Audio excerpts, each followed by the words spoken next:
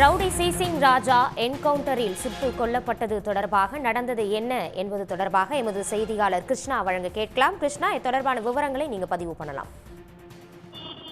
நிச்சயமாக பகுஜன் சமாஜ் கட்சியின் மாநில தலைவர் ஆம்ஸ்ட்ராங் கொலை வழக்கில் பிரபல ரவுடியான சிசிங் ராஜாவை போலீசார் தீவிரமாக தேடி வந்தனர். இந்த வழக்கில் பார்க்கும் பொழுது 28 பேர் கைது செய்யப்பட்டிருக்கிறார்கள்.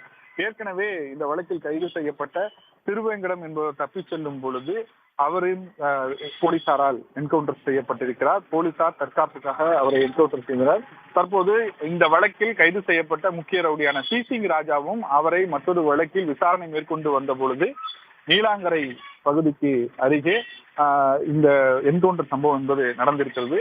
அவரை ஒரு வழக்கு தொடர்பாக ஆயுதங்களை பறிமுதல் செய்வதற்காக பக்கிங்காம் கால்வாயில் ஆயுதங்களை பறிமுதல் செய்யும் நடவடிக்கை மேற்கொண்ட போது அவர் அந்த துப்பாக்கியால் சுட முயன்றிருக்கிறார். அது காவலர் வாகனங்களில் பட்டிருக்கிறது. தற்காப்புக்காக அப்பொழுது வேளச்சேரி ஆய்வாளர் விமல் என்பவர் அவரை நோக்கி சுட்டதில் அவர் 2 குண்டுகள் பாய்ந்து உயிரிழந்ததாக தெரிய வந்திருக்கிறது.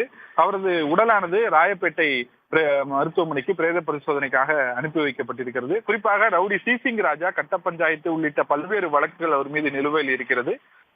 5 கொலை வழக்குகள் மற்றும் 33 வழக்குகள் நிலுவையில் இருக்கும் சிசிங் ராஜாவை தனிப்படை போலீசார் ஆந்திரா, கேரளா உள்ளிட்ட இடங்களில் தீவிரமாக தேடி வந்தார்கள்.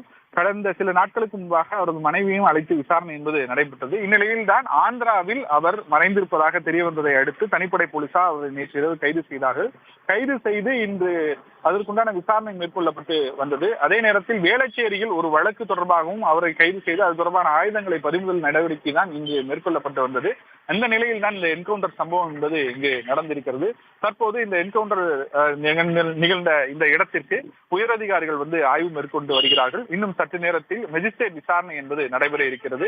சம்பவம் நடந்த இடத்திலும் அதே நேரத்தில் ராயப்பேட்டை அரசு மருத்துவமனையில் பிரேத பரிசோதனைக்காக உடல் வைக்கப்பட்டிருக்கிற காரணத்தினால் அங்கும் மெஜிஸ்ட்ரேட் விசாரணை நடத்தப்பட்டு உறவினர்கள் முன்பு வாக்குமூலம் பெறப்பட்டு தொடர்ந்து உடற்கூறு ஆய்வு என்பது மேற்கொள்ளப்படுகிறது. இதனை அடுத்து இது தொடர்பாக வழக்கு பதிவு செய்யப்பட்டு விசாரணையும் நடைபெறும் என காவல்துறை அதிகாரிகள் தெரிவித்திருக்கிறார்கள்.